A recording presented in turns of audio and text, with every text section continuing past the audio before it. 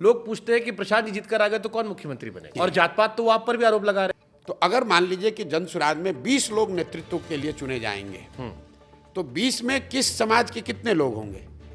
जो पहला 20 चुना जाएगा वो सिर्फ काबिलियत के आधार पर चुना जाएगा। जो दलित की सोकॉल राजनीति करता है, जो अति पिछड़ों की राजनीति करता, कहता है तुम्हारा हक ये मार लिया है, तुम इसके खिलाफ आंदोलन करो, इससे छीनो।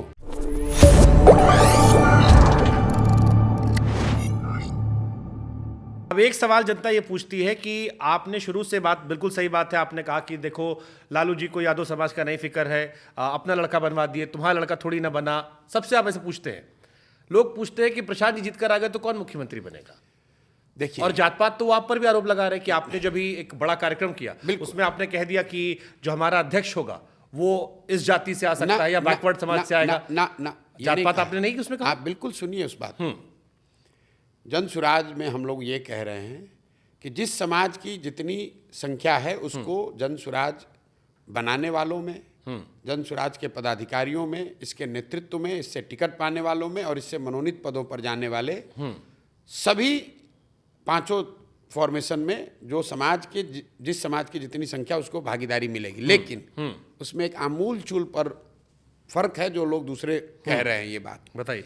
हम लोग ये कह रहे हैं, जन सुराज में हमारा ये मानना है कि हर समाज में काबिल व्यक्ति है और हर काबिल आदमी किसी न किसी जाति या समाज का है। तो अगर मान लीजिए कि जन सुराज में 20 लोग नेतृत्व के लिए चुने जाएंगे, तो 20 में किस समाज के कितने लोग होंगे? जो पहला 20 चुना जाएगा वो सिर्फ काबिलियत के आधार पर चुना जाएगा।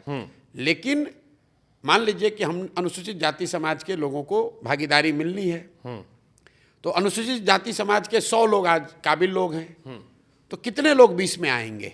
इसके लिए कहा गया कि अगर 18% अनुसूचित जाति समाज है बिहार में, तो 20 में 18 मतलब 4 लोग जरूर उन काबिल दलित समाज के लोगों में से होंगे जो उस समाज का रिप्रेजेंटेशन करेंगे। इसमें फर्क है। वो जो दलित समाज को रिप्रेजेंट करेगा नेतृत्व में, वो इसलिए नहीं करेगा कि वो दलित है, वो इसलिए करेगा कि वो सबसे काबिल व्यक्ति है जो दलित भी है। इसमें फर्क है। जो दूसरे लोग कहते हैं कि जिसकी जितनी जाति है उसको उतना शेयर दे देंगे, वो हम नहीं कह रहे हैं। हम लोग कह रहे हैं कि जब इतने काबिल लोग आ गए तो उन काबिल लोगों को जब आप मौका देंगे तो चुनाव तो 243 लोग ही लड़ेंगे। तो आप, और मान लीजिए यहाँ अति पिछड़ा समाज है, वो अकेले अति पिछड़ा समाज 5.5 करोड़ का है, तो कितना उसको मिलना चाहिए? की बात ठीक है। मेरे मन में सवाल ये आ रहा है कि मेरा नाम शुभांकर मिश्रा है जी, या कोई अरुण पांडे हो या कोई सिंह हो या कोई भी व्यक्ति हो, मैं या कोई रमजान खान हो या कोई भी XYZ व्यक्ति हो। आपने कहा कि अति पिछड़ा समाज से, जो मैंने आपका स्टेटमेंट एक वायरल हो रहा था कि उससे हमारा अध्यक्ष चुना जाएगा, या आप लोग बताइए। दो तीन आपने ऑप्शन दिए थे। मैं समझा दूं आपको जी। ये हमने ये नहीं कहा कि अति पिछड़ा से होगा कि दलित से होगा। अब पहले उसके पीछे सोच को समझिए। हम लोगों ने कहा कि समाज में 5 वर्ग में आप लोगों को देख सकते हैं। एक जो सामान्य वर्ग है, दूसरा OBC समाज है, तीसरा EBC समाज है, चौथा अनुसूचित जाति समाज है और 5वां मुस्लिम समाज। करीब करीब ये 5 बकेट हैं जो कि सामाजिक, राजनीतिक, शैक्षणिक स्तर पर अलग अलग बकेट में रखे जा सकते हैं। बात। हम लोगों ने कहा कि भाई आपकी संख्या और काबिलियत के हिसाब से भागीदारी तो मिल गई, लेकिन नेतृत्व कौन सबसे पहले करेगा? उसका ऑर्डर कैसे तय किया जाए कि पहला अध्यक्ष पहली बार नेतृत्व इसका कौन करेगा, दूसरी बार कौन करेगा, तीसरी बार कौन करेगा?